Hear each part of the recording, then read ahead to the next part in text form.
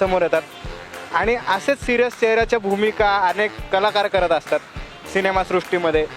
पण पोलिसांमध्ये कलाकार असतो का लपलेला?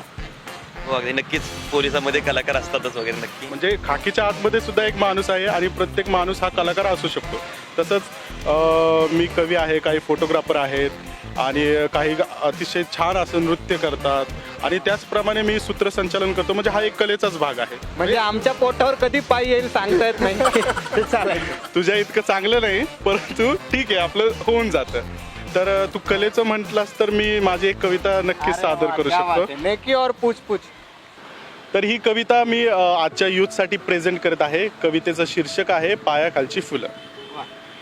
रस्त्यावरती प्रेम झालं एका मुलीला पाहून, अप्सरेचं लावण्य तिचं क्षणात गेलो वाहून. वा वा वा, क्या बात. मग रोज तिच्या वाटेत फुलं मांडून ठेवायचो, उचलेन ती केव्हा तरी या आशेवरती असायचो.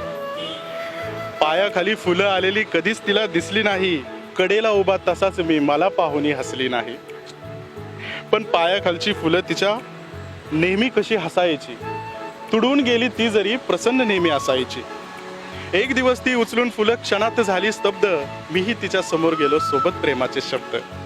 मी म्हणालो सुंदर तू या फुलांसारखीच सेम आहे, मी म्हणालो सुंदर तू या फुलांसारखीच सेम आहे, ही फुलं तुझ्या ओंजळीतली हेच माझं प्रेम आहे.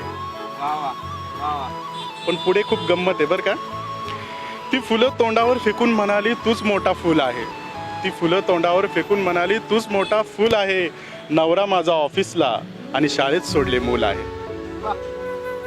आणि शेवटी जमिनीवरती पडलेली फुलं कळली का हसत होती, जमिनीवरती पडलेली फुलं कळली का हसत होती, जोडवी तिच्या पायातली आताशी मला दिसत होती. म्हणून सांगतो आजच्या तरुणांना, तेव्हापासून रस्त्यांवर मी मुलींचे चेहरे पाहत नाही, तेव्हापासून रस्त्यांवर मी मुलींचे चेहरे पाहत नाही. पाय पाहिल्याशिवाय आजकाल फुलं कधीच वाहत नाही, फुलं कधीच वाहत नाही. वा, काय बघतो रे माझ्याकडे? तुला कुठं बघतोय? मगापासून आवासून बघतोय माझ्याकडे. तुला कसं समजलं मी तुझ्याकडेच बघतोय ते?